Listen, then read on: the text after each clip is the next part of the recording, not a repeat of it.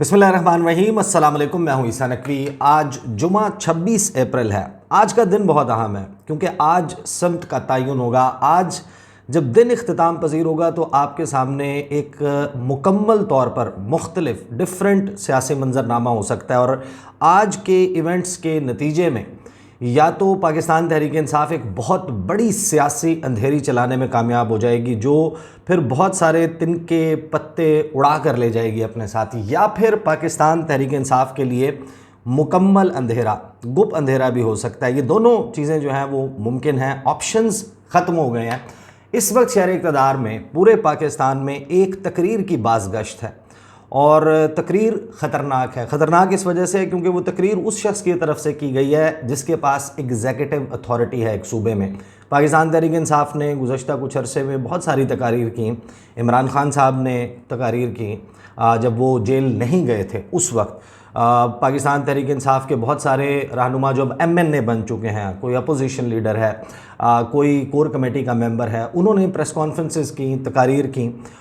लेकिन ये तकरीर इस वजह से मुख्तलिफ है कि ये एक सूबे के चीफ मिनिस्टर की है और हैरान कुन तौर पर इस वक्त एक शख्स है जो कि जोगी, जिसको मैं कह रहा हूँ, उसने सफारी सूट पहना हुआ है खाकी कलर का, वो बैठा हुआ है ज्वालामुखी जो उबलता हुआ आतिशफ़शां उसके धाने पर। और अगर ये आतिशफ़शां फटता है तो सबसे ज़्यादा नुकसान आपको पता है कि जो शख्स जितना करीब होता है जब उबलता हुआ लावा गिरता है तो उसको भस्म करने की सलाहियत रखता है। मंजरनामा आज क्या है पाकिस्तान का, शहर इक़्तिदार का, उसके हवाले से इस वीडियो में बात करेंगे। और अली अमीन गंडापुर साहब, उन्होंने जो तकरीर की है वो तकरीर हुई है इमरान खान साहब से मुलाकात के बाद। एक दिन पहले उनकी मुलाकात हुई और फिर गुज़श्ता रोज़ जो है वो पाकिस्तान तहरीक इंसाफ का यौम तासीस था, उसके हवाले से एक तकरीब थी। तकरीब से उन्होंने ख़िताब किया और अब तक पाकिस्तान तहरीक इंसाफ के किसी भी रहनुमा की तरफ से की जाने वाली सबसे सख्त तकरीर है, क्योंकि इसमें एडजेक्टिव्स कहते हैं अंग्रेज़ी में, उर्दू में कहते हैं इसमें सिफ्त।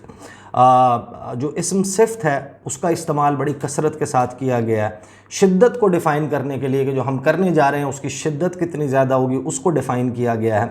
उसमें कुछ अंडरलाइंग मैसेजेस भी हैं, कुछ हिडन मैसेजेस भी हैं, कुछ इशारों के नायों में बात भी की गई है, कुछ मिसालें भी दी गई हैं, सराइकी की मिसाल भी दी गई है, शेर व शायरी भी की गई है। बड़ी दिलचस्प तकरीर है, कुछ चीज़ें बड़ी अहम है उसमें, अगरचे उस पर डिबेट भी हो चुकी, लेकिन क्योंकि ये अब इस मंजरनामे से जुड़ा है, आज जो होना है, तो आज क्या होना है और किस तरीके से ये तकरीर बड़ी अहम है इस सारे मामले में, उस पर आने से पहले मैं ज़रा आपके सामने रख देता हूँ कि अली अमीन गंडापुर साहब ने जो तकरीर की उन्होंने क्या कहा। उन्होंने कहा कि खौफ का बुत तोड़ दिया है। मैं आपको यकीन दिलाता हूँ कि इमरान खान को मज़ीद कैद में रखना अब किसी के बस में नहीं है। इन लोगों की हिम्मत जवाब दे गई है। हमारे लीडर की हिम्मत इस कौम के लिए है, एक नज़रिए के लिए है। आने वाला महीना, मई का महीना, पाकिस्तान की तारीख़ का फ़ैसला कुन महीना होगा। इसमें फ़ैसला होगा कि हम ग़ुलाम नहीं हैं, ये फ़ैसला होगा कि हम आज़ाद हैं, ये फ़ैसला होगा कि हम किसी की ग़ुलामी कबूल नहीं करेंगे, ये फ़ैसला होगा कि हम आज़ाद होकर अपने बच्चों को ग़ुलामी से बचाएँगे। बिल्कुल जब वो तकरीर में चलते जाते हैं तो आपको एहसास ये होता है कि जैसे इमरान खान ने लिख कर दी है इनको तकरीर, या फिर इन्होंने इस तकरीर के करने से पहले इमरान खान की 2022 अप्रैल 11 बल्कि 27 मार्च ऑनवर्ड्स, बल्कि 6 मार्च ऑनवर्ड्स जो तकारीर हैं 2022 की, वो तकारीर सारी दोबारा सुनी है इस एक तकरीर को, क्योंकि इसमें मजमुआ है, बहुत सारी चीज़ें हैं जो माजी में इमरान खान कहते रहे हैं और वो फिर वो ज़बान जो है वो आपको सुनने में मिली।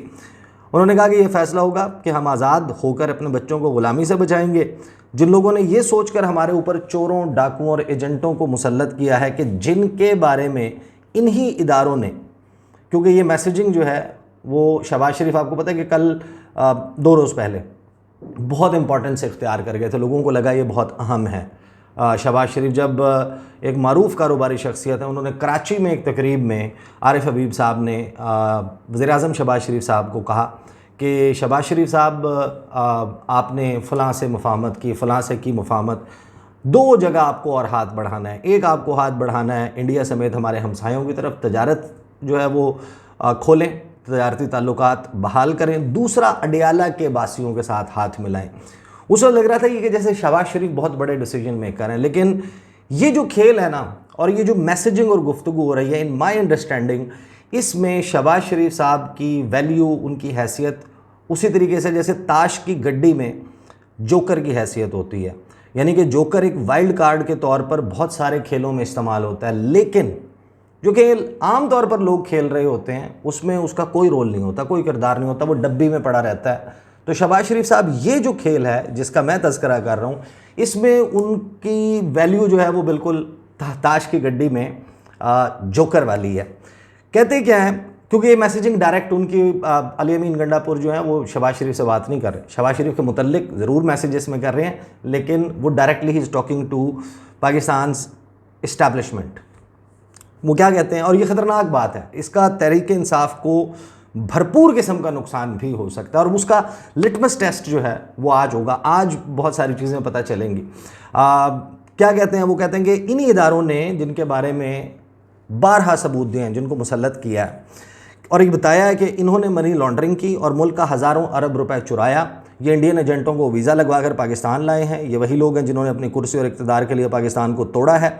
इन्हीं इदारों ने जब इन लोगों को हमारे सरों पर बिठाया है तो उससे साबित हो गया कि वफ़ादार कौन है।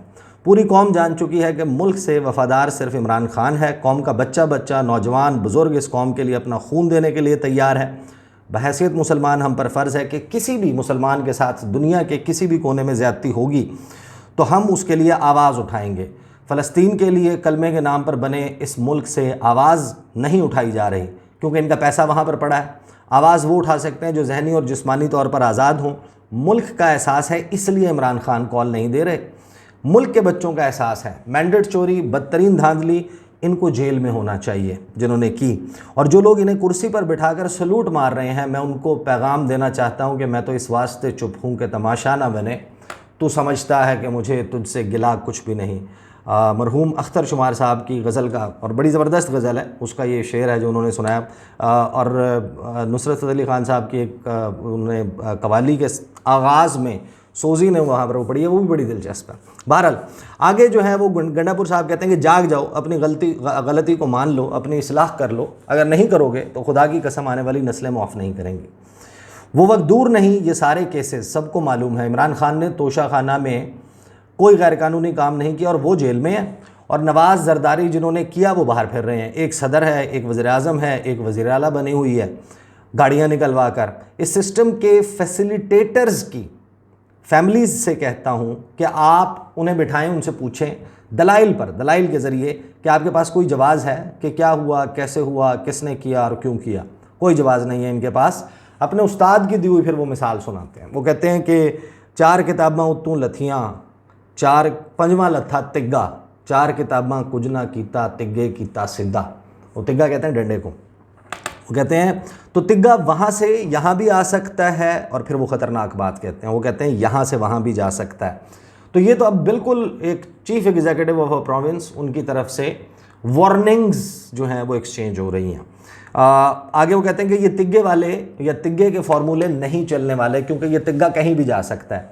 कानून और आइन के मुताबिक चलना है, कानून आइन पर अमल दरामद करना है, या जाली FIRs, पर्चे, जुल्म, जबर, तशद्दुद करके कितने लोगों के मुंह बंद कर लोगे।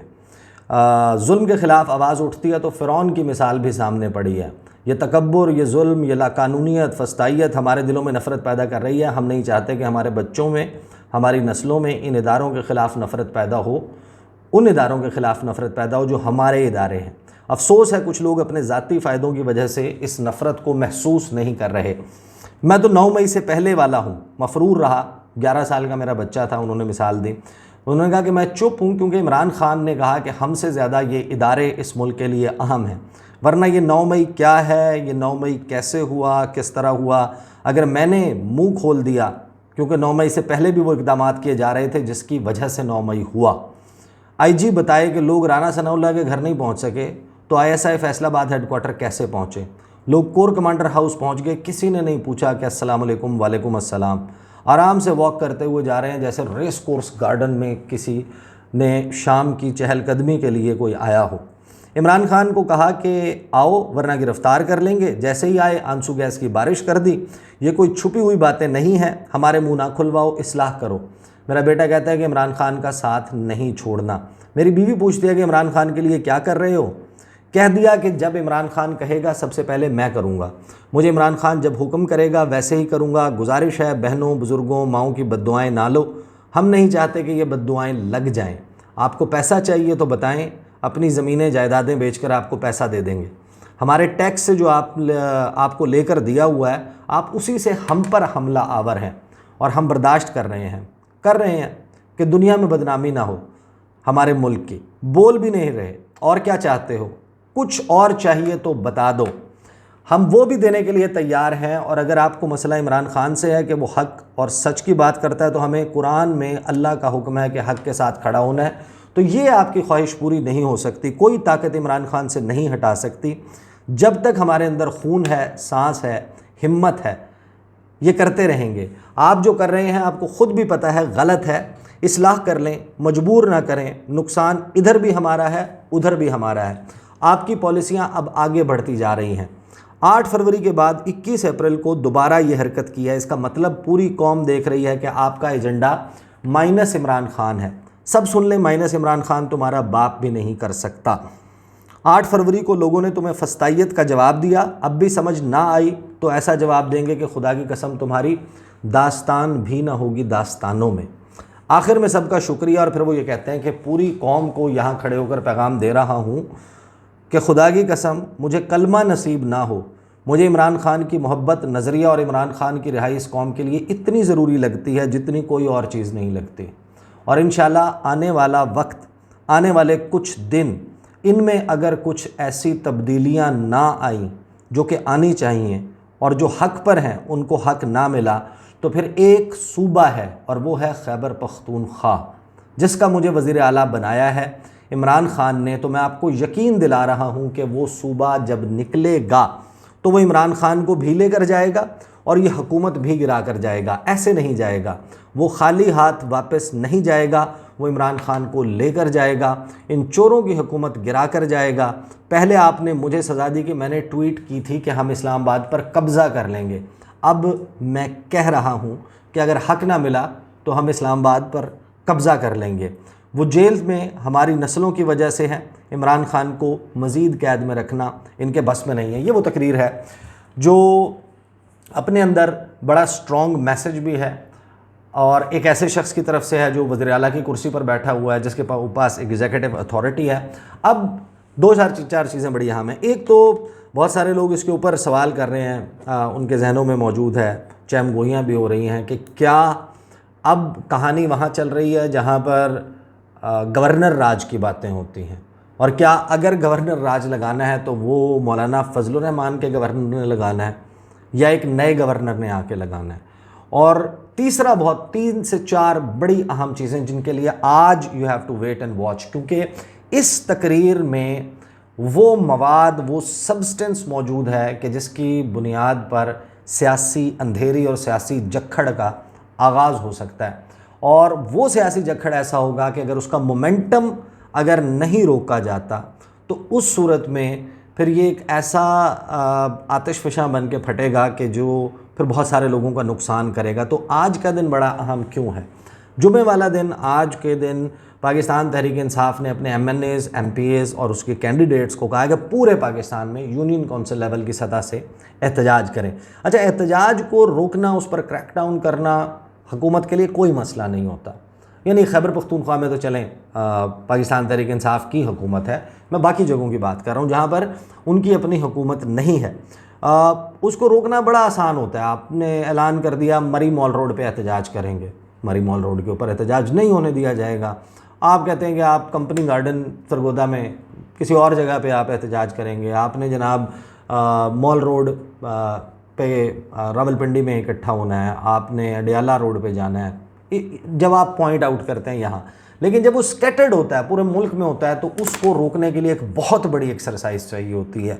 सवाल ये है कि आज बहुत बड़ी एक्सरसाइज होगी। मरीम नवाज़ साहिबा, जिन्होंने DSP या IG या जो भी ओहदा है, उन्होंने उसकी वर्दी, और बाकायदा लग रहा है कि उसके लिए तैयार, वो टेलर मेड होती है ना, कि अपने साइज़ के एतबार से हो। तो इस फंक्शन की ये जो हुआ, इसकी बड़ी प्लानिंग तैयारी होगी। उन्होंने वो छड़ी उठाई हुई थी, गाड़ी के ऊपर पासिंग आउट परेड, खिताब और हल्फ और वो सारा, बहुत सारे लोगों ने उसके ऊपर बात भी की है। तो पाकिस्तान तहरीक इंसाफ को तो गिला था वाईजी साहब से, तो अब तो देर इज़ अ न्यू थानेदार इन टाउन जो कहती हैं कि I will be ruthless. Maryam Nawaz was very clear, उन्होंने ये चीफ मिनिस्टर बनने के बाद पैगाम दिया था कि जब मैं देखूंगी कि एहतजाज हो रहा है और वो लोगों के लिए मसला पैदा कर रहा है, रोड ब्लॉक कर रहा है, नक्शे अमन का खदशा पैदा हो रहा है, तो फिर I will be ruthless. Ruthless होता है कि मैं फिर बड़ी संग दिली से, बड़ी बेरहमी से पेश आऊँगी। तो आज पंजाब में वो मोमेंटम जो मुमकिन तौर पर अब बन सकता है, उसको रोकने के लिए क्या इकदाम उठाए जाते हैं पंजाब हुकूमत की तरफ से, वफाक में फेडरल गवर्नमेंट की तरफ से, सिंध में बिलावल भुट्टो जरदारी की हुकूमत की तरफ से, और बिलावल भुट्टो जरदारी ही और आसिफ जरदारी ही की हुकूमत बलूचिस्तान में, इन जगहों पर क्या इकदाम उठाए जाते हैं और केपी किस तरीके से रिएक्ट करता है। तो आज का दिन जो है वो समत जो है वो बताएगा, और इसके नतीजे में दोनों चीज़ें हो सकती हैं कि या तो वो फिर सियासी अंधेरी वाला सिलसिला हो जाए, या फिर मुकम्मल अंधेरा तहरीक इंसाफ के लिए एक ऐसा क्रैकडाउन, या जो अब जाहिर है कि मज़ीद उनके ऊपर अगर फोर्स डाली जाती है तो फिर ख़ास तौर पर ये गवर्नर राज वाला मामला, या अली अमीन गंडापुर जो हैं उनकी नाअहली के हवाले से फैसल वाउडा ने, जब आपको याद है कि इन्होंने पहली मुलाकात की थी इमरान खान से और बाहर निकल के इन्होंने इस अज़्म का इजहार किया था कि ये शायद उस तरीके से ताउन नहीं करेंगे वफाकी हुकूमत के साथ, और फिर अली अमीन गंडापुर ने जब वज़ीर आज़म शहबाज शरीफ पहली मुलाकात के लिए या पहले दौरे के ऊपर खैबर पख्तूनख्वा गए तो उनको प्रोटोकॉल के मुताबिक सूबे में होने के बावजूद रिसीव भी नहीं किया। गवर्नर हाउस में वो चेक डिस्ट्रीब्यूशन सेरेमनी थी, गालिबन सैलाब या बारिशों से अफेक्टेड लोगों के में तकरीब थी, वहाँ पर भी शिरकत नहीं की। तो फिर जो स्टार्ट में मैसेजिंग हुई थी उसके बाद धमकियाँ कुछ चली थी। फैसल ऑर्डर ने कहा कि 3-4 हफ्ते उसके बाद अली अमीन गंडापुर नाअहली की तरफ जाएंगे, फिर कुछ मुकदमात, कुछ समन्स, उनकी तलबी, उनके वारंट गिरफ्तारी और ये चीज़ें जारी हुई थी। क्या ये सिलसिला दोबारा से शुरू होगा? इंटरेस्टिंग टाइम्स अहेड, आज देखते हैं क्या होता है। इंशाल्लाह गुफ्तगू का सिलसिला जारी रहेगा। अब तक के लिए इतना ही, इजाज़त दीजिए, अल्लाह हाफ़िज़।